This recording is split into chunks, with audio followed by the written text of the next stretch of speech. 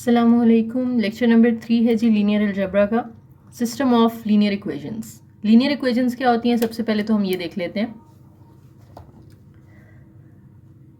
हमने कैलकुलस में पढ़ा हुआ है इक्वेशन ऑफ स्ट्रेट लाइन क्या होती है, y is equal to m x plus c. ठीक है, यानी जिसमें एक वेरिएबल x होता है, एक वेरिएबल y होता है, साथ में कुछ कॉन्स्टेंट्स होते हैं। इन्हें हम क्या कहते हैं, इक्वेशन ऑफ स्ट्रेट लाइन कहते हैं। अब इसमें ये जो m है ये होती है स्लोप, जो भी लाइन की ये इक्वेशन है ना उस लाइन की स्लोप होगी, और c जो है ये y इंटरसेप्ट होता है। ठीक है, इन दोनों से मिलके और साथ में दो वेरिएबल्स हैं x और y, ये मिलके क्या बनाते हैं, इक्वेशन ऑफ स्ट्रेट लाइन बनाते हैं। अब लाइन अगर 2 डायमेंशंस में है यानी r स्क्वायर में है, तो इसका मतलब ये होता है कि उसके अंदर ना दो वेरिएबल्स हैं, एक x और एक y। या इस तरह हो सकता है कि x1 और x2 हो जाए। ठीक है, तो जब भी दो वेरिएबल्स की बात हो रही होगी और सामने कोई ना कोई कांस्टेंट होगा, फॉर एग्जांपल एक मैं इक्वेशन लिख रही हूँ 3x + 4y is equal to 6, तो x के साथ भी एक कांस्टेंट है जिसको हम इसका कोएफिशिएंट कहते हैं, y के साथ एक कांस्टेंट है जो कि इसका कोएफिशिएंट है, और इक्वल के सामने भी एक कांस्टेंट आ रहा है। तो इस तरह की इक्वेशन के जिसमें दो वेरिएबल्स हैं और इक्वल के सामने कोई ना कोई कांस्टेंट है जिसको यहाँ पे b कहा है उन्होंने, तो ये इक्वेशन इन 2 डायमेंशंस होगी, जिसको हम 2 डायमेंशंस को r स्क्वायर से भी रिप्रेजेंट करते हैं। इसी तरह से 3 डायमेंशनल स्पेस के अंदर जो इक्वेशन होगी उसमें 3 वेरिएबल्स आ जाएंगे, x, y और z, या फिर आप x1, x2, x3 भी कह सकते हैं। यानी जब भी 3 वेरिएबल्स हैं और सामने इसी तरह से कोई ना कोई आपको कांस्टेंट दिया हुआ है, तो ये जो इक्वेशन बनेगी इसको हम कहेंगे ये R3 के अंदर बन रही है, यानी 3 डायमेंशनल स्पेस के अंदर बन रही है। इसी तरह से वो कह रहे हैं कि linear equation in n variables. n variables से मुराद क्या है कि जैसे यहाँ पे 3 वेरिएबल्स थे ना, तो r पावर 3 में थी, ये 2 वेरिएबल्स थे तो r स्क्वायर में थी। इसी तरह से अगर n वेरिएबल्स में होगी तो उसकी स्पेस क्या बनेगी, r पावर n, यानी जो उसका प्लेन होगा या उसकी स्पेस होगी वो r पावर n होगी। अब इस इक्वेशन को हम रिप्रेजेंट कैसे करेंगे, इसको हम इस तरह लिखेंगे a1x1 plus a2x2 plus a3x3, ये 3 वेरिएबल्स हो गए ना, इस तरह चलते जाएंगे up to n variables an xn, और ये इक्वल होगी किसी कांस्टेंट के जिसको मैंने यहाँ पे जनरल फॉर्म b से रिप्रेजेंट कर दिया। ठीक है, अब अगर ये 5 वेरिएबल्स होते तो x1, x2, x3, x4, x5 तक आते, और ये r5 के अंदर लाई करती इक्वेशन। इस तरह से अगर 10 वेरिएबल्स हैं तो x10 तक जाएंगे और ये r पावर 10 के अंदर, और सामने कोई ना कोई कांस्टेंट होता है। याद रखें कि इसमें जो a1, a2, a3 है ये सारे एट अ टाइम जीरो नहीं होने चाहिए, इनमें से कोई एक आधा जीरो हो सकता है, लेकिन सारे के सारे जीरो नहीं होने चाहिए। नेक्स्ट डेफिनेशन आ जाती है होमोजीनियस लीनियर इक्वेशन की। ये जो इक्वेशन आपके सामने मैंने ऊपर लिखी है ना, लीनियर इक्वेशन, इसी को हम होमोजीनियस कहते हैं if this b is equal to 0, यानी इधर वाली सारी चीज सेम रहती है, इक्वल के सामने जो कांस्टेंट हमें दिया हुआ था ना, जैसे यहाँ पे मैंने 6 लिया था, 5 हो सकता है, कोई भी कांस्टेंट नंबर हो सकता है, अगर उस कांस्टेंट की जगह पे 0 आ जाए तो फिर इस इक्वेशन को हम क्या नाम देते हैं, होमोजीनियस लीनियर इक्वेशन। तो ये इसकी जनरल फॉर्म भी देख लें कि सामने 0 आ गए और इधर सारी वही चीज़ें जो हमने ऊपर लीनियर इक्वेशन के अंदर लिखी थी। अब जो लीनियर इक्वेशन होती है इसके अंदर आपने कुछ चीज़ें याद रखनी है कि जो वेरिएबल होगा ना उसकी पावर हमेशा 1 होगी। कभी भी आपको वेरिएबल का स्क्वायर या वेरिएबल का स्क्वायर रूट ऐसी चीज़ नहीं दी हुई होगी, यानी x1, x2, x3 ये सारे पावर 1 के साथ आएंगे। दो वेरिएबल्स आपस में मल्टीप्लाई हो रहे हों, जैसे xy, या फिर x का स्क्वायर हो या x का स्क्वायर रूट वगैरह हो, तो इस तरह की जो इक्वेशन होती है ना उसको हम फिर लीनियर इक्वेशन नहीं कहेंगे। ये लीनियर नहीं है कि जिसमें पावर 1 के अलावा कुछ और है, हमेशा पावर 1 होनी चाहिए वेरिएबल्स की। जैसे नीचे कुछ एग्जांपल्स दी हुई हैं, आप देख सकते हैं, सब में x की पावर, x1 की भी पावर 1 है, x2 की भी पावर 1 है, x3 की भी पावर 1 है, यहाँ पे भी x1, x2, x3 आ रहा है, सबकी पावर 1 आ रही है। इधर भी आप देखें x और y है, x, y, z है, x1, x2, x3, x4, जितने भी वेरिएबल्स हैं सबकी पावर 1 है और वेरिएबल्स आपस में मल्टीप्लाई नहीं हो रहे, तो इस इक्वेशंस को सबको हम क्या कहेंगे कि ये लीनियर इक्वेशंस हैं। लेकिन नीचे वाली दोनों देखें, इसमें x1, x2 दो वेरिएबल्स आपस में मल्टीप्लाई हो रहे हैं, यहाँ पे x1 के ऊपर स्क्वायर रूट आ गया, तो ये दोनों हम कहेंगे कि लीनियर इक्वेशंस में नहीं आती, बिकॉज ये उसकी जो बेसिक डेफिनेशन है कि कोई स्क्वायर रूट या प्रोडक्ट नहीं आना चाहिए वेरिएबल्स का, ये उसको सेटिस्फाई नहीं कर रही, that's why they are not linear equations. Next is the system of linear equations. अगर आपके पास एक से ज़्यादा लीनियर इक्वेशंस हैं, वो 2 हो सकती हैं, 3 हो सकती हैं, 4 हो सकती हैं, उन सबको मिला के जब आप लिखते हैं ना तो उनका जो एक ग्रुप बनेगा उसको हम क्या कहते हैं, सिस्टम ऑफ लीनियर इक्वेशंस या लीनियर सिस्टम बोलते हैं। ठीक है, और उसके अंदर जो वेरिएबल्स होते हैं जैसे x1, x2, x3 या x, y, z, उन्हें हम कहते हैं ये अननाउन्स हैं। ये दोनों की आपने डेफिनेशन याद कर लेनी है। उसके बाद general system of linear equation, general system के अंदर क्या होगा कि जैसे इधर दो थी ना लीनियर इक्वेशंस, तो ये लीनियर इक्वेशंस का एक सिस्टम बन गया था, लीनियर सिस्टम जिसको हम कहते हैं। इस तरह से दो की बजाय 3 हो सकती हैं, 4 हो सकती हैं, 5 हो सकती हैं, अप टू n। यानी आपने A1 ये फर्स्ट इक्वेशन लिखी, सेकंड लिखी, थर्ड लिखी, फोर्थ, जितनी इक्वेशन है सारी मिला के लिख दें अप टू यहाँ पे जनरल फॉर्म उन्होंने n ली है, तो ये जो है पूरा एक सिस्टम बनेगा और इसके अंदर x1, x2, x3, x4, x5 ये जितने भी वेरिएबल्स हैं उनको हम क्या नाम देते हैं, उन्हें हम अननाउंस कहते हैं। Solution of a system of linear equation, यानी इक्वेशंस को जब आप सॉल्व करते हैं तो आपके पास वेरिएबल्स की कोई ना कोई वैल्यू आती है। जैसे अगर दो इक्वेशंस हैं, आप उनको साइमल्टेनियसली सॉल्व करें तो क्या होगा कि आपके पास उसमें जो वेरिएबल्स हैं या जो अननाउंस हैं x, y, z, उनके कोई ना कोई आंसर्स आएंगे। तो वो जो आंसर्स का एक सेट बनेगा ना, उसे हम कहते हैं सोल्यूशन सेट। ठीक है, सिंपल सी डेफिनेशन है। नेक्स्ट है लीनियर सिस्टम विद टू अननाउंस। अब हम इसको डिटेल में डिस्कस करेंगे कि अगर दो अननाउंस हैं, एक x और एक y है, और इक्वेशंस भी देखें दो हैं, कि जितने अननाउंस हैं उतनी ही इक्वेशंस दे दी हैं उन्होंने आपको, तो ये जो एक लीनियर सिस्टम है इसको हम कहेंगे कि ये आर स्क्वायर के अंदर लाई कर रहा है। क्यों? क्योंकि ये दो वेरिएबल्स पे मुश्तमिल है, x और y पे, इसलिए हम कहेंगे कि ये दो लाइंस जो कि टू अननाउंस इसके अंदर आ रहे हैं, ये R2 के अंदर लाई करती हैं। ठीक है, अब अगर इनका आप ग्राफ बनाएं, फॉर एग्जांपल ये एक्स वाई प्लेन है, इसके अंदर आप ग्राफ बनाते हैं, ये फर्स्ट आपकी लाइन है, ये सेकंड लाइन है। अब ये दोनों लाइंस जिस पॉइंट पे मिल रही हैं ना, ये पॉइंट इनका पॉइंट ऑफ इंटरसेक्शन कहलाता है। इसको हम क्या बोलते हैं? Point of intersection. अब ये जो पॉइंट ऑफ इंटरसेक्शन है, इसी को बेसिकली हम इसका सोल्यूशन बोलते हैं। ये पॉइंट ऑफ इंटरसेक्शन जो मैंने यहाँ पे मार्क किया है ना, वो पॉइंट जहाँ पे दोनों लाइंस, इन दोनों के ग्राफ अगर हम ड्रॉ करें, वो जिस पॉइंट पे आपस में मिलते हैं, उस पॉइंट को यानी उस पॉइंट ऑफ इंटरसेक्शन को हम कहते हैं कि वो उसका सोल्यूशन होगा उस सिस्टम का। अब सोल्यूशन के बारे में आगे 3 पॉइंट्स आ जाते हैं कि सोल्यूशन कब होता है, एग्जिस्ट करता है, और कब नहीं करता। देखें, अगर तो जो दो लाइन्स हैं ये पैरेलल हैं और एक दूसरे को कट नहीं कर रही, इंटरसेक्ट नहीं कर रही, तो हम कहते हैं कि इनका कोई सोल्यूशन नहीं है। ये फॉर एग्जांपल फर्स्ट लाइन है, ये सेकंड लाइन है, दोनों एक दूसरे के पैरेलल हैं, तो हम कहेंगे दे हैव नो सोल्यूशन। यहाँ पे आप जो अननाउंस हैं उनकी वैल्यू फाइंड नहीं कर सकते। अगर ये दो लाइंस इस तरह से हैं कि दोनों किसी एक पॉइंट पे एक दूसरे को इंटरसेक्ट कर रही हैं, एक पॉइंट पे एक दूसरे को कट कर रही हैं, तो हम कहते हैं these lines intersect at one point and they have only one solution. Exactly one, सिर्फ एक सोल्यूशन होगा और वो ये पॉइंट होगा जहां पे ये एक दूसरे को इंटरसेक्ट कर रही हैं। उसके बाद तीसरा यहाँ पे ऑप्शन क्या आता है कि लाइंस जो हैं उनके इनफाइनाइटली मैनी सोल्यूशंस हो सकते हैं, यानी बहुत सारे सोल्यूशंस हो सकते हैं, एक से ज़्यादा। ठीक है, तो यहाँ पे 3 चीज़ें हमने पढ़ ली कि जो लाइंस होती हैं आर स्क्वायर के अंदर, उनका या तो कोई सोल्यूशन नहीं होता, या एग्जैक्टली वन सोल्यूशन होगा, या इनफाइनाइटली मैनी सोल्यूशंस होंगे। इसके अलावा कोई तीसरा ऑप्शन यहाँ पे मौजूद नहीं है।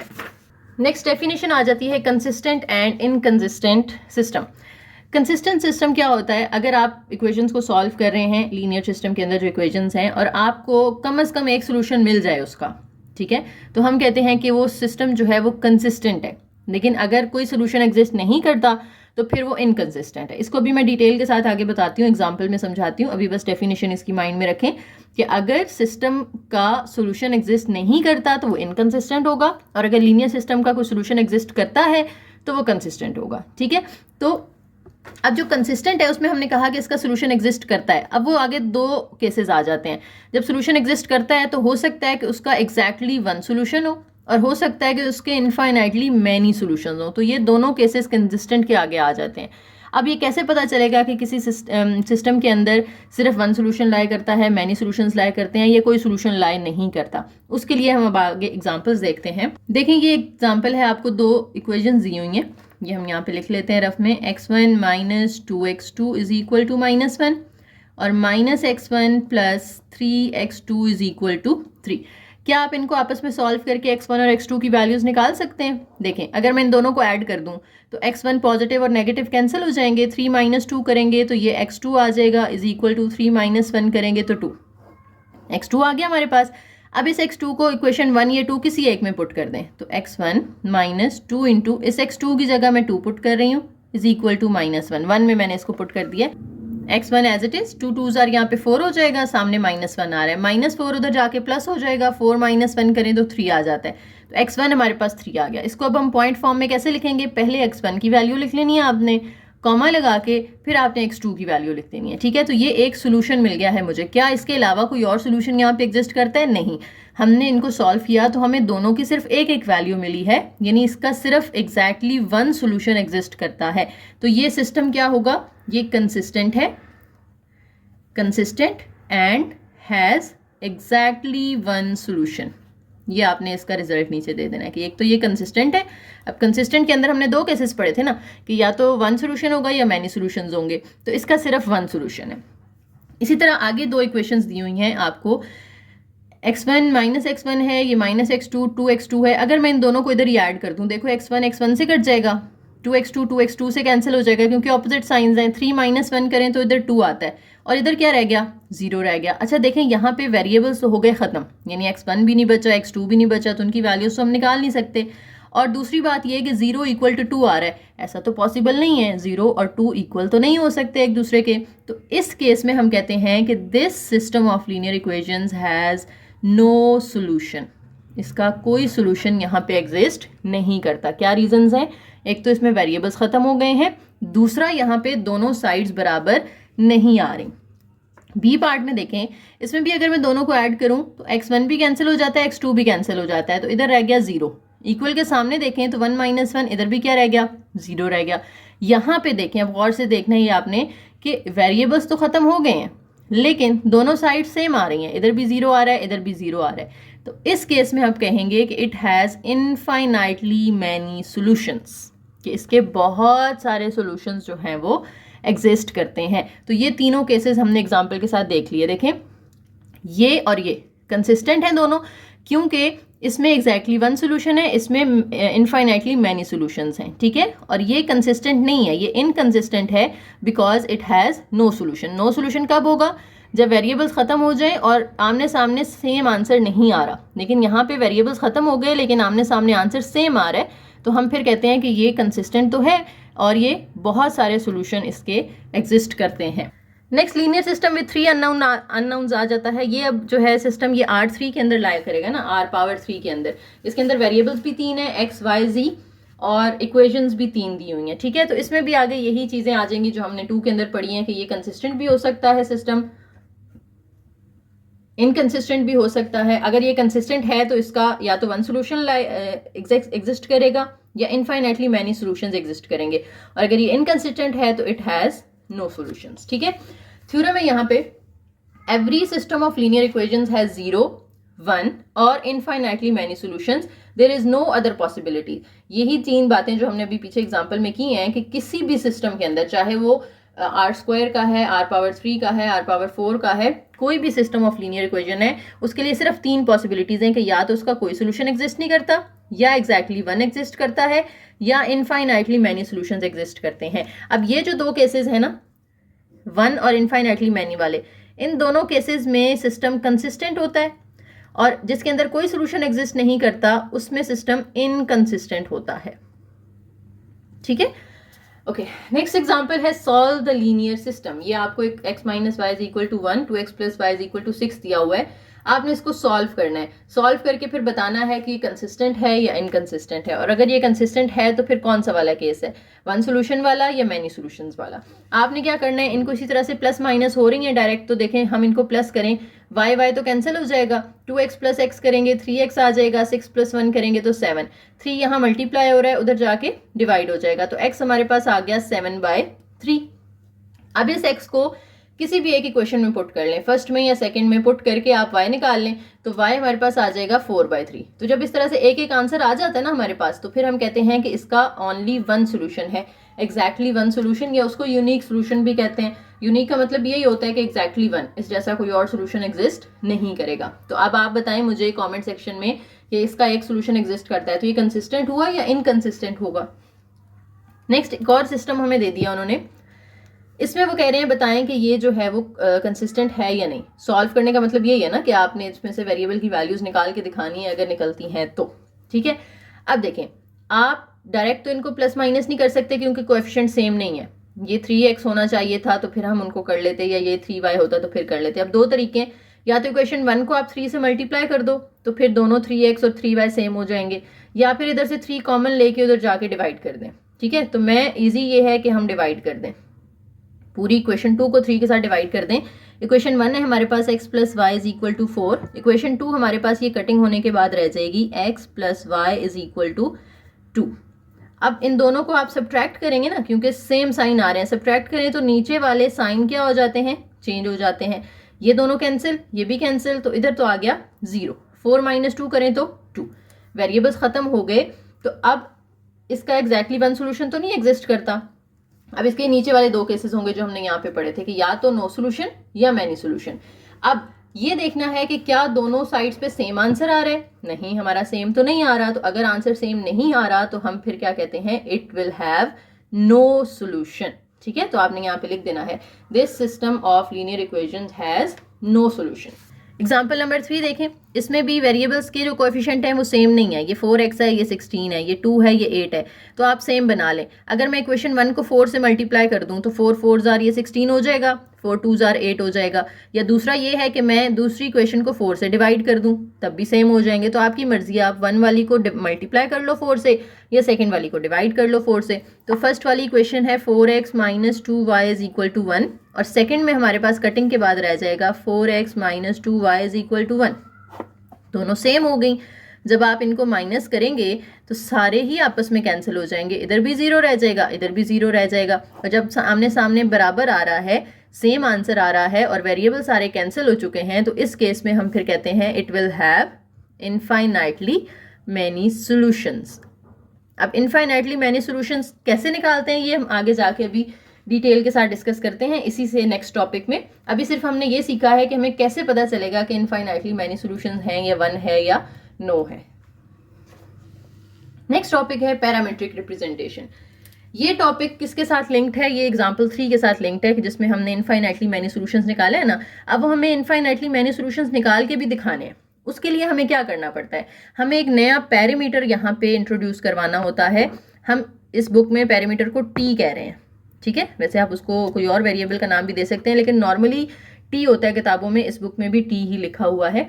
आपने क्या करना है, या तो इक्वेशन में ये जो गिवन इक्वेशंस थी ना, इनमें या तो दोनों y को t से रिप्लेस कर देना है, या फिर दोनों x को t से रिप्लेस कर देना है। कोई एक काम, दोनों को एट अ टाइम नहीं करना। ये ना हो आप x को भी t से रिप्लेस कर दें, y को भी t से रिप्लेस कर दें, ऐसा नहीं करना। ठीक है, या आप दोनों y वेरिएबल्स को या फिर दोनों x वेरिएबल्स को t से रिप्लेस करते हैं।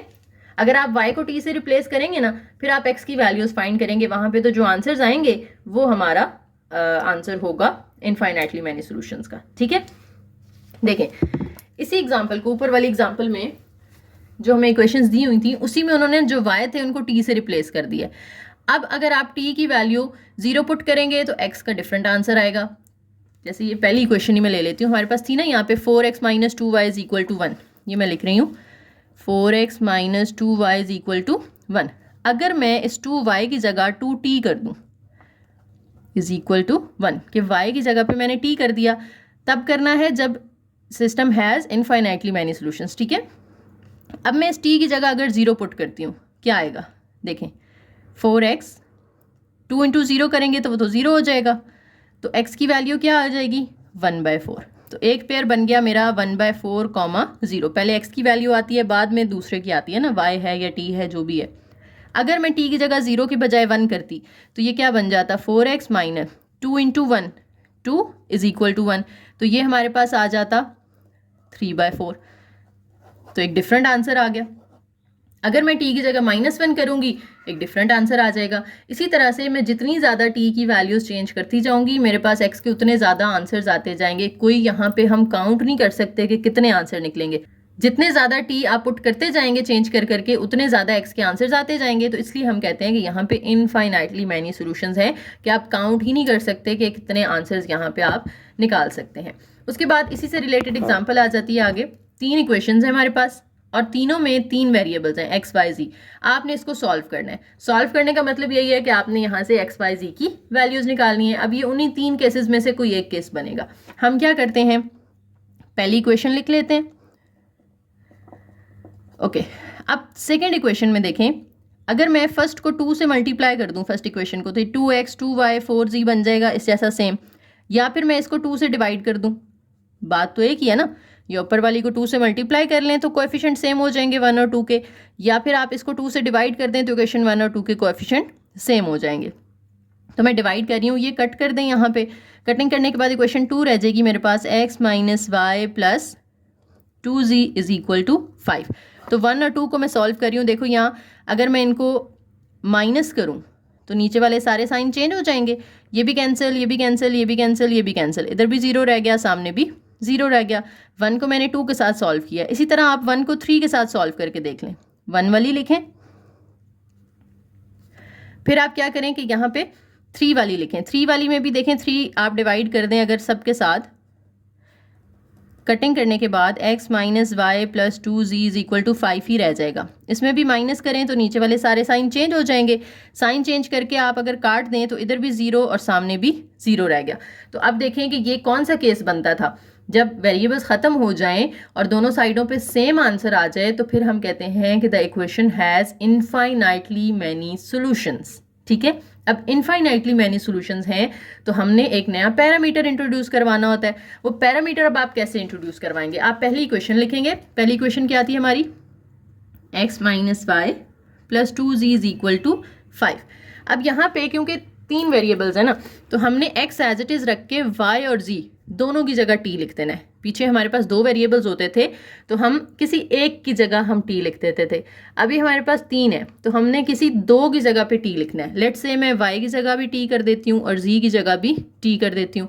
अब इनको नाम डिफरेंट देना है आपने, यानी y वाले को t1 कह दें, z वाले को आप t2 कह दें। ये हमारे पास एक सोल्यूशन बन गया।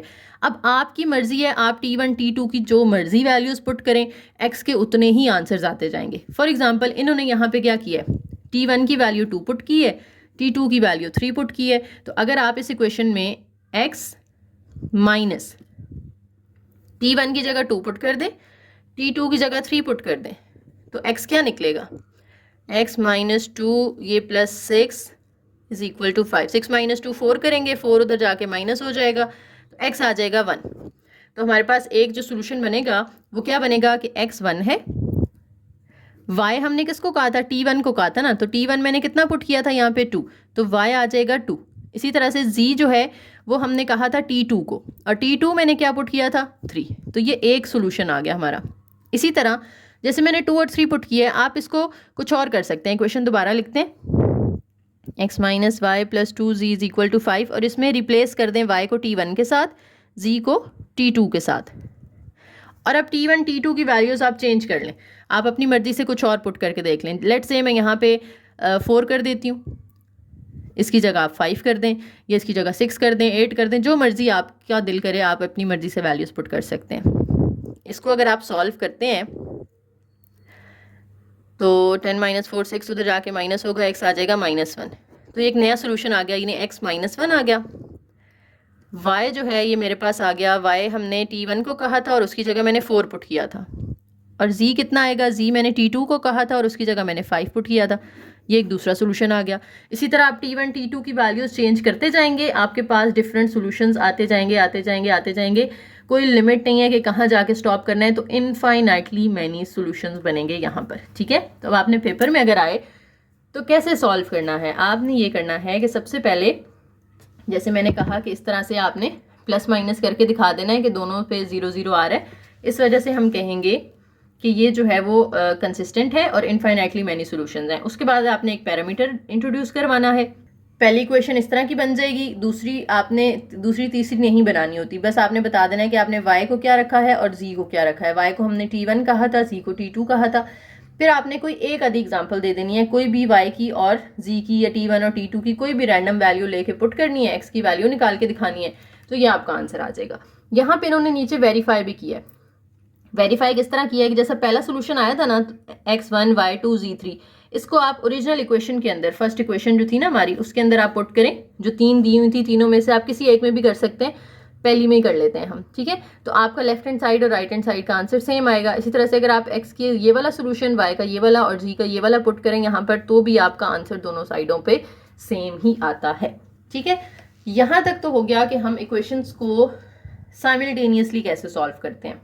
अब नेक्स्ट टॉपिक में हम सीखेंगे कि मैट्रिक्स कैसे बनाते हैं हम। अगर हमें इक्वेशंस दी हुई हैं, हमने इक्वेशंस को मैट्रिक्स में कैसे कन्वर्ट करना है। बहुत आसान है। आपने क्या करना है, फर्स्ट इक्वेशन जैसे यहाँ पे 3 दी हुई है ना, इनका मैट्रिक्स बना के देख लेते हैं। फर्स्ट इक्वेशन में देखें x1 का कोएफिशिएंट, x2 का कोएफिशिएंट, x3 का कोएफिशिएंट, ये फर्स्ट रो में आ जाएंगे। ठीक है, x1 का कोएफिशिएंट कुछ नहीं है तो 1 होगा, x2 का कोएफिशिएंट -2 है, x3 का कोएफिशिएंट 1 है। ये फर्स्ट रो आ गई।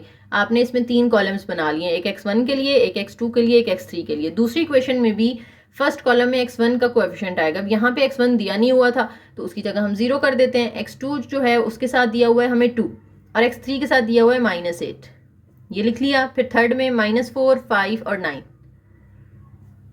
ये मैंने इनके कोएफिशिएंट्स को मिला के एक क्या बना लिया है, मैट्रिक्स बना लिया है। इस मैट्रिक्स को हम कहते हैं कोएफिशिएंट मैट्रिक्स। ठीक है, इन इक्वेशंस को जब हम मैट्रिक्स में कन्वर्ट करेंगे then the matrix is called coefficient matrix. अच्छा, इसी मैट्रिक्स में, यानी ये मैट्रिक्स अब मैं दोबारा लिखती हूँ एक दफा,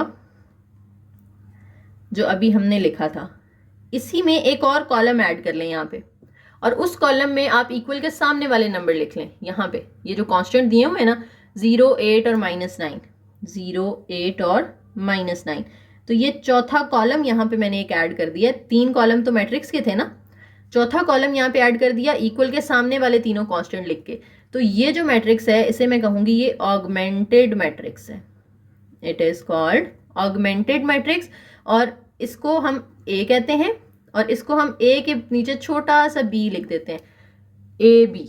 ठीक है, इट इज डिनोटेड बाय, हमेशा इसको आपने ऑगमेंटेड मैट्रिक्स को ए लिख के नीचे बेस में छोटा सा बी लिख देना है। तो ये निशानी होती है कि ये ऑगमेंटेड मैट्रिक्स है, कि इसमें पहला कॉलम पहले वेरिएबल का है, ये दूसरे वेरिएबल का है, ये तीसरे वेरिएबल का है, और ये जो कॉलम है ये इक्वल के सामने वाले कांस्टेंट्स का होता है। नेक्स्ट जी, सॉल्विंग अ लीनियर सिस्टम, यानी आप जब मैट्रिक्स फॉर्म में लिख लेते हैं तो फिर आप कैसे सॉल्व करते हैं। देखिए, हमने इक्वेशंस को तो पीछे सॉल्व करना सीख लिया ना, अब हमने देखना है कि अगर हम मैट्रिक्स फॉर्म में लिखेंगे तो कैसे सॉल्व करेंगे। ठीक है, तो ये मैं आपके सामने शीट पे करती हूँ, डिटेल से ध्यान से समझ लेना है। ये टॉपिक आगे बहुत ज़्यादा यूज होने वाला है कि मैट्रिक्स में आप, जैसे हम रो ऑपरेशन, कॉलम ऑपरेशन पढ़ेंगे आगे जाके, तो यहीं से आपका आज स्टार्ट हो रहा है, तो बेस यहीं से बनेगी आपकी। ठीक है, ओके जी, ये एक सिस्टम ऑफ इक्वेशंस दिया हुआ है आपको। आपने सबसे पहले इससे एक मैट्रिक्स बना लेना है, ऑगमेंटेड मैट्रिक्स। ठीक है, ऑगमेंटेड मैट्रिक्स ए बी बनेगा। इसके अंदर आपने उसी तरीके से जैसे अभी हमने पीछे सीखा है, पहली रो में सारे इनके कोएफिशिएंट आ जाएंगे, x1 के, x2 के, x3 के, तो ये 1 -2 1 आ जाएगा, 1 -2 1, और चौथा कॉलम बनेगा इक्वल के सामने वाले नंबर का जो कि 0 है। फिर यहाँ x1 नहीं है तो उसकी जगह आपने 0 कर देना है, x2 के साथ 2 है, x3 के साथ -8 है और इक्वल के सामने 8 है, फिर -4, 5, 9 और सामने -9 है। ऑगमेंटेड मैट्रिक्स लिखने के बाद आपने क्या करना है, फर्स्ट रो में जो पहला एलिमेंट है वो 1 बनाना है और उसके नीचे वाले दोनों 0 बनाने हैं। ये ऑलरेडी 1 बना हुआ है तो हमें यहाँ मेहनत करने की ज़रूरत नहीं है। अगर ये 2 होता फॉर एग्जांपल तो हमने 2 से डिवाइड कर देना था पूरी रो को। ठीक है, जब आप रो ऑपरेशन करते हैं ना तो आप 3 ऑपरेशंस अप्लाई कर सकते हैं, एक रिप्लेसमेंट, दूसरा इंटरचेंजिंग और तीसरा स्केलिंग। ठीक है, रिप्लेसमेंट में आप क्या करते हैं, कोई सी 2 रोज को प्लस या माइनस करके आप आंसर लिख सकते हैं, यानी एडिशन सब्ट्रैक्शन हो जाती है, एक तरह से सम आप ले सकते हैं। इंटरचेंज में आप एक रो को या कॉलम को इंटरचेंज कर सकते हैं दूसरी के साथ, यानी पहले को दूसरी की जगह लिख दें, दूसरी को पहले की जगह, या इसी तरह किसी और 2 और 3 को कर सकते हैं। स्केलिंग से मुराद क्या है कि किसी भी एक रो या कॉलम के एलिमेंट्स को ना आप क्या करते हैं, बाकी किसी कांस्टेंट के साथ जो कि 0 ना हो, किसी नॉन ज़ीरो कांस्टेंट के साथ मल्टीप्लाई कर सकते हैं। जैसे R2 को फॉर एग्जांपल आप 3 के साथ मल्टीप्लाई कर सकते हो, तो वो रो 2 के सारे एलिमेंट्स बारी बारी 3 के साथ मल्टीप्लाई होंगे। ठीक है, तो ये रो ऑपरेशन है। कॉलम ऑपरेशन भी इसी तरह से होता है, लेकिन अभी हम यहाँ पे रो ऑपरेशन, अच्छा ये मेथड अभी आगे आना है इसी लेक्चर में, थोड़ा सा आगे जाके, लेकिन अभी से ही मैं आपको करवा रही हूँ क्योंकि आगे हमने इसी पे काम करना है। ठीक है, तो कोई डिफरेंट मेथड सीखने की ज़रूरत नहीं है, हम डायरेक्ट जो है वो उस पे जा रहे हैं। अभी उन्होंने आपकी बुक में इसको स्टेप बाय स्टेप किया हुआ है। पहले एक थोड़ा इससे ईजियर मेथड है जिसमें इक्वेशन और मैट्रिक्स को साथ साथ लेकर चलें, फिर उसके बाद इसी एग्जाम्पल को दोबारा उन्होंने रो ऑपरेशन से सॉल्व किया हुआ है। तो मैं आपको डायरेक्ट ये रो ऑपरेशन से करवा रही हूँ। ठीक है, इसको समझ लें तो अगला आपका रिमेनिंग लेक्चर इसी में कवर हो जाएगा इंशाल्लाह। आपने क्या करना है, सबसे पहला एलिमेंट यहाँ पे 1 बना के उसके नीचे दोनों 0 बनाने हैं। यहाँ पे ऑलरेडी 0 है तो हमें सिर्फ किसको 0 बनाना है, इसको 0 बनाना है। उसके लिए क्या करना पड़ता है, ठीक है, ये गौर से सुननी है आपने सारी बातें। आपने चेंज लाना है किसके अंदर, R3 के अंदर ना, कि R3 के अंदर मुझे इसको 0 बनाना है। ये हमारी रो 1 है R1, ये है R2 और ये R3 है। मुझे R1 R2 में कोई चेंज नहीं लाना, मुझे सिर्फ ये R3 में जो नंबर है ना इसको बनाना है 0। तो मैं R1 भी ऐसे ही लिखूंगी, R2 भी ऐसे ही, और R3 में वैल्यूज चेंज हो जाएंगी। अब वो कैसे चेंज होंगी, देखें हम क्या करना चाहते हैं, हम चेंज लाना चाहते हैं R3 में। आप लिखेंगे यहाँ पे R3, फिर आप अगर R1 को मल्टीप्लाई कर दें 4 के साथ और फिर प्लस कर दें R3 में तो क्या होगा, देखें अगर मैं इस 1 को 4 से मल्टीप्लाई करूं तो 4 1 जार 4 होगा, और वो 4 में से ये -4 कर दूं तो यहाँ पे 0 आ जाएगा ना। यानी मुझे यहाँ 0 लाने के लिए पहले R1 को मल्टीप्लाई करना पड़ेगा 4 के साथ, क्योंकि मैं एक सिंगल नंबर को नहीं कर सकती। मैंने अगर इसको 4 से मल्टीप्लाई करना है तो मुझे पूरी रो को करना पड़ेगा, ठीक है, किसी एक नंबर को नहीं हम कर सकते, पूरी रो को फिर उसी सेम नंबर से हमें मल्टीप्लाई करना पड़ता है। तो मुझे इसको 4 से मल्टीप्लाई करना है तो मैं पूरी रो को R1 को 4 से मल्टीप्लाई करूंगी और फिर प्लस कर दूंगी उसको R3 के अंदर, इसके अंदर, ठीक है, ताकि जब वो 4 बने वो 4 इस -4 के साथ क्या हो जाए, फिर कैंसिल हो जाए।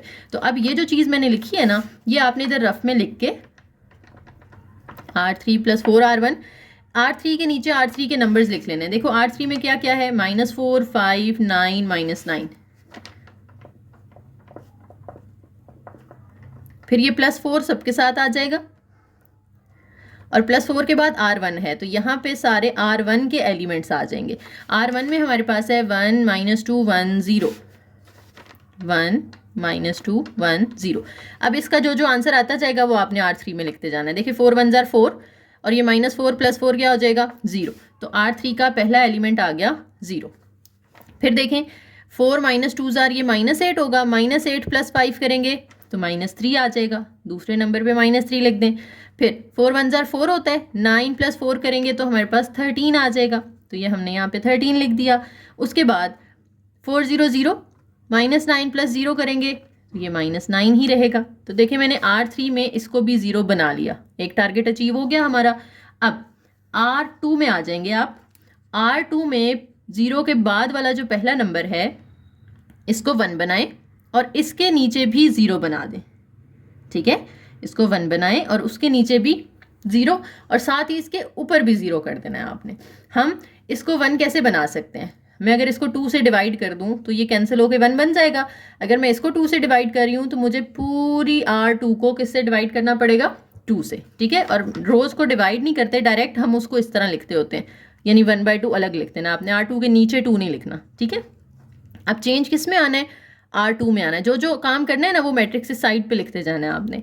R2 में चेंज लाना है तो R1 वैसे ही लिखेंगे हम, R3 भी वैसे ही लिखेंगे, सिर्फ R2 में चेंज आएगा। 0 को 2 पे डिवाइड करेंगे तो 0, 2 को 2 पे डिवाइड करेंगे तो 1, 8 को 2 पे डिवाइड करेंगे तो -4, इस 8 को 2 पे डिवाइड करेंगे तो 4 आ जाएगा। ये 1 बन चुका है। अब मुझे इस 1 के नीचे भी 0 लाना है, इस 1 के ऊपर भी 0 लाना है। देखें चेंज किस किस में लाना चाह रही हूँ मैं, R1 में और R3 में। R2 में कोई चेंज नहीं आ रहा, ये आप वैसे लिख लो, ठीक है। जिस इसमें चेंज लाना है वो यहाँ पे लिख लें। हम R1 में चेंज लाना चाहते हैं, R3 में चेंज लाना चाहते हैं। अब इनके साथ कुछ प्लस करना है आपने। क्या प्लस करना है, देखें जिसमें चेंज नहीं लाना वो कौन सी है, R2 है। अब इस 1 के साथ अगर मैं 2 मल्टीप्लाई करूँ, 2 1 जार 2 होगा, वो इसके साथ ऐड होके इसको 0 कर देगा ना, 2 - 2 करेंगे तो 0 हो जाएगा। यानी मैं R2 को किससे मल्टीप्लाई करूँगी, 2 से, और फिर R1 में प्लस कर दूंगी। इसी तरह जब इस 3 को 0 बनाना है आपने अब R2 को ही दोबारा किससे मल्टीप्लाई कर देना है, 3 से, ताकि 3 1 जार 3 हो, और वो 3 1 जार 3 जब बनेगा तो उसमें से ये -3 करेंगे तो इधर भी क्या आ जाएगा, 0 आ जाएगा। तो यानी इस पूरी रो को R2 को अब 3 से मल्टीप्लाई करना है। और फिर R3 में ऐड कर देना है। ठीक है, दोबारा गौर से सुने, ये आपको हो सकता है पहली बार में चीज़ समझ में ना आए, आपने इसको दोबारा से एक दफ़ा पूरी एग्जांपल करके ना दोबारा से आपने इसको समझना है, और अगले लेक्चर में हमने फिर ये बहुत सारी एग्जांपल्स ऐसी करनी है। तो जितनी ज़्यादा हम इनको आगे करते जाएंगे लेक्चर 3-4 में, तो ये इंशाल्लाह आपका फिंगर टिप्स पे हो जाएगा टॉपिक। तो परेशान नहीं होना कि कोई मुश्किल है, कोई मुश्किल नहीं है, बहुत आसान है, बस प्रैक्टिस की ज़रूरत है। ठीक है, देखें हमने पहले इसको 1 बनाया था, अब जो 1 बनाया है ना R2 में मौजूद है, तो मल्टीप्लिकेशन आपने R2 के साथ करनी है। ठीक है, किस किस को मल्टीप्लाई करना है, जिस जिसको 0 बनाना है। एक मुझे इस 2 को 0 बनाना है, एक इस 3 को 0 बनाना है। तो R2 के साथ एक दफ़ा मैंने 2 मल्टीप्लाई कर दिया, एक दफ़ा मैंने 3 मल्टीप्लाई कर दिया। अब ये 2 किस में पड़ा हुआ है, R1 में पड़ा हुआ है, तो मैंने इसको R1 में प्लस कर दिया। 3 किस में पड़ा है, R3 में पड़ा है, तो मैंने इसके साथ R3 प्लस कर दिया। ठीक है, अब ये जब चीज़ लिख ली है फिर कोई मुश्किल नहीं है। फिर आपने क्या करना है, आपने जो R1 + 2 R2 लिखा है ये रफ में लिखें। इसी तरीके से जो R3 + 3 R2 लिखा है ये भी रफ में लिख लें, और इनके इसी तरह से जैसे ये आंसर निकाले थे, आंसर निकाल के पुट करते जाना है तो आंसर आ जाएगा। अब ये देखो R1 है, तो मुझे इधर नीचे R1 के सारे एलिमेंट्स लिख लेने हैं। तो R1 के एलिमेंट्स जिसमें हम काम कर रहे हैं ना, जिस स्टेप में, उससे ऊपर वाले स्टेप से वैल्यूज़ लेनी होती हैं आपने। तो R1 के अंदर है 1 - 2 1 0, 1 - 2 1 0, फिर ये +2 सबके साथ वैसे ही आ जाएगा। फिर R2 है, तो इधर R2 के एलिमेंट्स आ जाएंगे। R2 है 0 1 - 4 4, 0 1 - 4 4। इस स्टेप से ऊपर वाली स्टेप में जो R2 की वैल्यूज़ हैं वो लेनी है आपने। अब देखो 2 0 0, 1 + 0 करेंगे तो 1 आ जाएगा। आंसर्स कहाँ लिखने हैं आपने, R1 में लिखने हैं। ठीक है, जिसमें चेंज लाना था वो R1 थी ना, तो आंसर्स R1 में आएंगे। R1 में पहला एलिमेंट आ जाएगा 1, फिर 2 1 2, 2 - 2 करेंगे तो दूसरा एलिमेंट 0 हो जाएगा। फिर 2 4 ये -8, -8 + 1 करेंगे -7 आ जाएगा। फिर देखें तो 4 2 8, 8 + 0 करेंगे तो ये 8 आ जाएगा। ठीक है जी, अब दूसरे को सॉल्व कर लेते हैं। इधर है R3, तो R3 की सारी वैल्यूज़ इससे ऊपर वाले स्टेप में R3 की वैल्यूज़ हैं 0 - 3 13 -9, 0 - 3 13 -9, +3 सबके साथ आएगा, और +3 के बाद R2 है, तो इधर R2 की वैल्यूज़ आ जाएंगी। R2 की वैल्यूज़ जो इसमें लिखी थी वही होंगी 0 1 - 4 4, 3 0 0, वो 0 में ऐड होगा तो 0, तो पहला एलिमेंट तो हो गया 0। फिर 3 1 3 -3 करेंगे तो ये भी 0 आ जाएगा। फिर 4 3 ये -12, 13 -12 करेंगे तो यहाँ 1 आ जाएगा। फिर 4 3 12, 12 - 9 करेंगे तो यहाँ पे हमारे पास 3 आ जाएगा। ठीक है, सेकंड रो में जो जो हमने काम करना था वो भी कर लिया कि इसको 1 बनाया, उसके ऊपर नीचे 0 बना लिए। अब आपने आ जाना है थर्ड रो में। थर्ड रो में दोनों जीरोस के बाद जो पहला नॉन ज़ीरो है वो 1 बनाना होता है। इस केस में वो खुद ही 1 आ गया। अगर नहीं होता तो हम क्या करते, जैसे इसमें 2 को डिवाइड किया था ना हमने, इसी तरह यहाँ जो नंबर होता उससे डिवाइड कर देते तो ये 1 बन जाता, लेकिन इस केस में वो वैसे ही 1 है।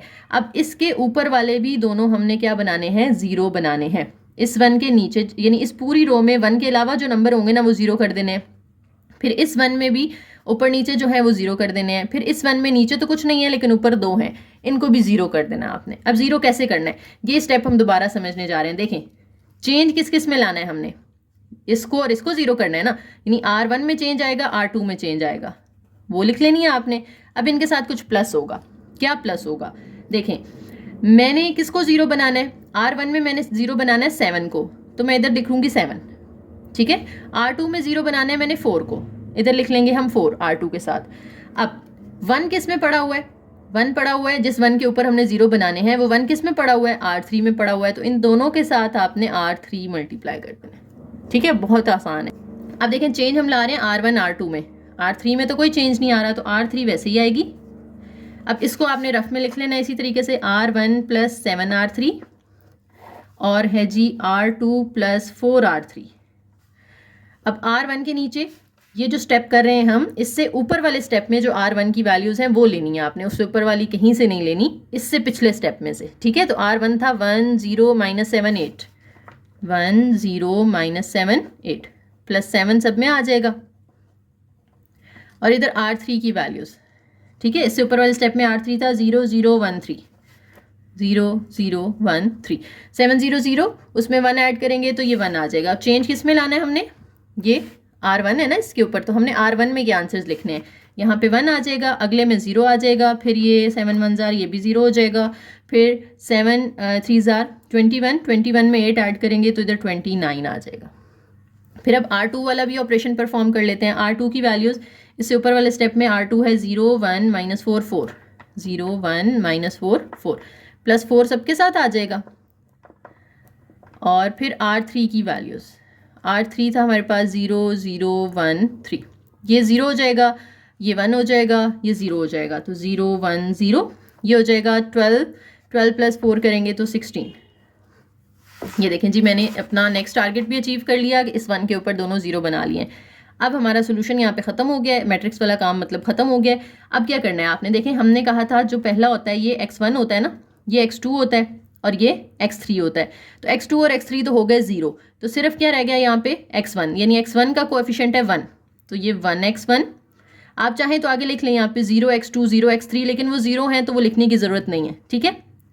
और ये ऑगमेंटेड मैट्रिक्स है ना, यानी ये वाले जो नंबर हमने आखिरी कॉलम में लिखे थे ये इक्वल के सामने आते हैं जब आप उसको इक्वेशन बनाते हैं। तो ये तो इन सब के इक्वल के सामने क्या आ जाएगा 29, ये 1 तो लिखने की ज़रूरत नहीं होती, यानी x1 इज इक्वल टू 29 आ गया, ये एक सोल्यूशन आ गया। अब दूसरी रो में आ जाए, x1 वाला भी 0 है, x2 के साथ 1 आ रहा है तो ये 1x2 आएगा, x3 वाला भी कोएफिशिएंट 0 है तो इसको लिखने की भी ज़रूरत नहीं है, और इक्वल के सामने क्या आ जाएगा 16, तो x2 इज इक्वल टू 16। इसी तरह से x1 भी 0, x2 भी 0, ये x3 जो है वो किसके इक्वल आ जाएगा 3 के इक्वल आ जाएगा। तो हमारे पास तीनों वेरिएबल्स की वैल्यूज़ आ गई हैं 29, 16 और 13, तो यही हमारा आंसर हो जाएगा। आप चाहें तो अपना आंसर चेक कर सकते हैं कि हमने कोई ऊपर गलती तो नहीं की। तो पेपर में चेकिंग करने का तरीका क्या है कि ये जो आपको 3 इक्वेशंस दी हुई थी ना क्वेश्चन में, कोई भी एक इक्वेशन लिख लें। फॉर एग्जांपल मैं पहली इक्वेशन लिख लेती हूँ, x1 minus 2x2 plus x3 is equal to 0 है। अब इस इक्वेशन में बारी बारी ये तीनों नंबर्स पुट कर दें, x1 x2 x3 जो आपने निकाले हैं, 29 16 और 3। x1 की जगह 29, x2 की जगह 16 और x3 की जगह 3 इज इक्वल टू क्या है 0 है। अगर दोनों साइड्स पे आंसर सेम आ गया तो मतलब आपके आंसर ठीक है। 16 2 ज़ार 32 plus 3 is equal to 0। 29 minus 32 करें -3, साथ में ये +3, -3 प्लस 3 क्या आ गया 0। तो left hand side right hand side same आ गई है। इट मीन्स आपने जो सोल्यूशन निकाले हैं ये बिल्कुल करेक्ट हैं, इनमें आपने कोई मिस्टेक नहीं की।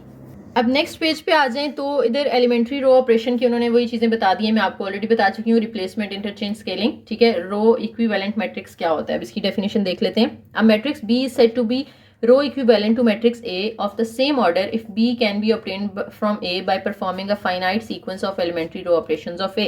यानी अगर दो मैट्रिसेस हैं, जैसे देखो ना ये मैट्रिक्स था, इस पे कोई हमने रो ऑपरेशन अप्लाई नहीं किया हुआ था, लेकिन इसमें देखें तो हमने ये एक रो ऑपरेशन अप्लाई कर दिया है। तो ये जो मैट्रिक्स है ना, ये अब क्या कहलाएगा, ये रो इक्विवेलेंट मैट्रिक्स कहलाएगा पहले वाले का, ठीक है। तो ये दोनों जो फर्स्ट 2 स्टेप्स में हमने लिखे हैं वो एक दूसरे के रो इक्विवेलेंट मैट्रिसेस होंगे। सिंपल अल्फाज में ये कि जब आप किसी भी मैट्रिक्स के ऊपर कोई भी रो ऑपरेशन अप्लाई कर देते हैं, चाहे वो रिप्लेसमेंट है, इंटरचेंज है या स्केलिंग है, कोई भी रो ऑपरेशन अगर आपने अप्लाई कर दिया है, देन जो पहले वाला मैट्रिक्स था और जो बाद वाला मैट्रिक्स है, दोनों एक दूसरे के रो इक्विवेलेंट मैट्रिसेस होंगे।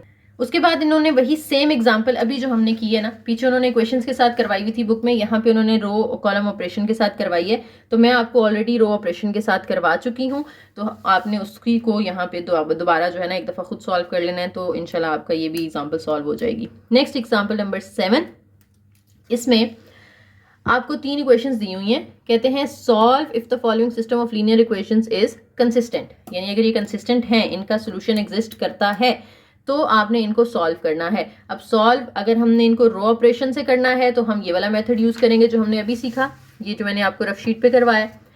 अगर आपने इसको वैसे करना है जैसे हमने पीछे किया एलिमिनेशन मेथड, जिसमें हम एक में से प्लस माइनस करके या कोएफिशिएंट सेम बना के आंसर्स निकाल सकते हैं, तो आप वो भी कर सकते हैं, ठीक है। लेकिन रो कॉलम ऑपरेशन आगे यूज़ होना है, तो हम अभी इसको रो ऑपरेशन से ही, सॉरी मैं बार बार रो कॉलम बोल रही हूँ, हम अभी सिर्फ रो ऑपरेशंस पढ़ रहे हैं, ठीक है। तो रो ऑपरेशन से भी आप इसको सॉल्व कर सकते हैं। लास्ट एग्जांपल है ये, तो मैं आपको ये करवा ही देती हूँ ताकि एक्सरसाइज में कोई मसला ना हो। तो इसको भी हम ज़रा डिटेल के साथ शीट पे कर लेते हैं यूजिंग रो ऑपरेशंस। देखिए जी, क्वेश्चंस आपके सामने हैं, आपने इनको सॉल्व करना है। तो मैं सबसे पहले इसका ऑगमेंटेड मैट्रिक्स लिखूंगी, उसी के बाद कोई ऑपरेशन अप्लाई हो सकता है ना। तो x1 यहाँ पे नहीं है फर्स्ट इक्वेशन में, तो x1 की जगह 0 आ जाएगा। x2 के साथ कुछ नहीं है तो यहाँ पे आ जाएगा 1। x3 के साथ -4 है और इक्वल के सामने 8 है। ऑगमेंटेड मैट्रिक्स के लिए हम इक्वल के सामने वाले नंबर भी लिखते हैं ना लास्ट कॉलम में। यहाँ पे 2 -3 2 और सामने 1, फिर 5 -8 7 और सामने 1। तो ये हमने ऑगमेंटेड मैट्रिक्स लिख लिया। अब क्या करना है, हमने यहाँ पे x1 वाला क्या बनाना होता था 1, और उस 1 के नीचे दोनों 0, लेकिन ये तो 0 आ गया है, तो मुझे यहाँ 0 तो नहीं चाहिए, मुझे तो फर्स्ट में यहाँ पे x1 निकालना होता है ना। तो मैं क्या करूँगी, रोज़ को चेंज कर लें, इंटरचेंज कर लें, यानी R1 को मैं इंटरचेंज कर लेती हूँ R2 के साथ। ये इंटरचेंज का साइन होता है ताकि 0 नीचे आ जाए और ये 2 ऊपर चला जाए, तो पूरी रो 2 ऊपर चली जाएगी। याद रखें, जब भी आपने इस एक एलिमेंट पे कोई काम करना होता है आपको पूरी रो पे करना पड़ता है। तो पूरी रो ऊपर उठा के ले जाएंगे और फर्स्ट रो पूरी की पूरी नीचे आ जाएगी और थर्ड रो पहले से जहाँ पे थी वहीं रहेगी। ठीक है, अब चेंज कर लिया। अब मुझे इसको बनाना है 1। इसको 1 बनाने के लिए क्या करना पड़ेगा, मुझे पूरी इस रो को डिवाइड करना पड़ेगा 2 के साथ, ताकि ये 2 2 कट होके क्या रह जाए, 1 रह जाए। ऑब्वियसली मैं एक को तो नहीं कर सकती ना, मुझे सबको डिवाइड करना पड़ेगा। तो हम यहाँ पे लिखते हैं कि हम R1 को क्योंकि डिवाइड कर रहे हैं 2 के साथ, तो R1 को इस तरह से आपने 1/2 से मल्टीप्लाई कर देना है। अब 2 2 से डिवाइड होगा तो 1 रह जाएगा, -3 2 से डिवाइड होगा तो वो -3/2 आ जाएगा, ये फिर 1 रह जाएगा और ये 1/2 आ जाएगा। नीचे है 0 1 -4 8 5 -8 7 1, क्योंकि R1 में सिर्फ चेंजिंग हुई है, R2 और R3 सेम है। अब क्या करना चाहते हैं आप, अब हम देखें कि ये जब 1 बना चुके हैं, अब इसके नीचे मुझे दोनों 0 चाहिए। एक तो ऑलरेडी 0 है, इसको 0 बनाना है। फिर वही चीज़ कि हम चेंज किस में लाना चाह रहे हैं, R3 में, इसकी जगह 0 लाना है ना, तो हम पहले लिख लेंगे R3। इसके साथ प्लस करना है आपने। क्या प्लस करना है, R1 में वो 1 पड़ा हुआ है ना, यानी जिसमें 1 है उसके साथ हमें कुछ मल्टीप्लाई करना होता है। 1 किस में पड़ा हुआ है, R1 में, तो मुझे यहाँ पे R1 के साथ कुछ मल्टीप्लाई करना है। क्या मल्टीप्लाई करना है, जिसको 0 बनाना है वो 0 किसको बनाना है, 5 को, तो मुझे इधर 5 मल्टीप्लाई करना है, लेकिन -5। जब यहाँ पिछले क्वेश्चंस में ऑलरेडी माइनस होता था तो हम सिर्फ वो नंबर लिख लेते थे, लेकिन यहाँ पे माइनस नहीं है तो हमने -5 करना है। क्यों -5 करना है, देखो अगर मैं सिर्फ 5 करूँ यहाँ पे 5 1 5 होगा, उसको इसमें प्लस करेंगे वो तो 10 हो जाएगा, तो इसलिए मुझे यहाँ -5 से मल्टीप्लाई करना है ताकि -5 आंसर आए। तो -5 इस 5 के साथ प्लस होके क्या हो जाए, 0 हो जाए। तो अगर यहाँ ऑलरेडी माइनस नहीं है तो आपने इधर माइनस लगाना है। ठीक है, अब चेंज हम लाना चाह रहे हैं R3 में, तो R1 और R2 सेम रहेंगी, ये एज इट इज़, सिर्फ R3 में चेंज आएगा। अब ये रफ में लिख लें आप कि R3, ये प्लस माइनस आप क्या कर दें, माइनस कर दें, 5 R1। अब R3 के नंबर्स लिख लें इससे ऊपर वाले स्टेप में। R3 है 5 -8 7 1, -5 एज इट इज़। साथ में R1 की वैल्यूज़ आ जाएंगी। R1 की वैल्यूज़ हैं 1 -3/2 1 -3/2 1 और 1/2। आपके पास कैलकुलेटर है तो आप कैलकुलेटर पे कर लें, ज़्यादा आसान रहेगा, वरना फ्रैक्शंस में आपको इधर एलसीएम वगैरह लेना पड़ेगा। तो मेरा ख्याल है हम कैलकुलेटर यूज़ कर लेते हैं, ज़रा टाइम कम लगेगा और आपको भी पेपर में अलाउ तो होता है कैलकुलेटर, तो आप लेकर जा सकते हैं वहाँ पे, कैलकुलेटर पे कर लेना। अच्छा देखो, पहला तो सिंपल है ना, 5 1 5 5 -5 करेंगे तो ये तो हो जाएगा 0। इनको अगर आप देखें तो ये एज इट इज़ लिखते हैं आप, -8 फिर -5 और ब्रैकेट, उसमें फ्रैक्शन है -3/2 -3/2, बाहर ब्रैकेट क्लोज करें, इक्वल प्रेस करें तो यहाँ आ जाएगा -1/2।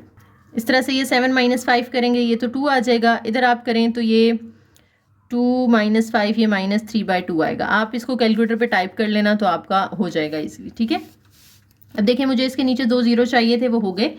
अब हमने क्या करना है, अब सेकेंड रो में आए तो ये 1 है, इस 1 के ऊपर भी 0 बनाना है और इस 1 के नीचे भी 0 बनाना है।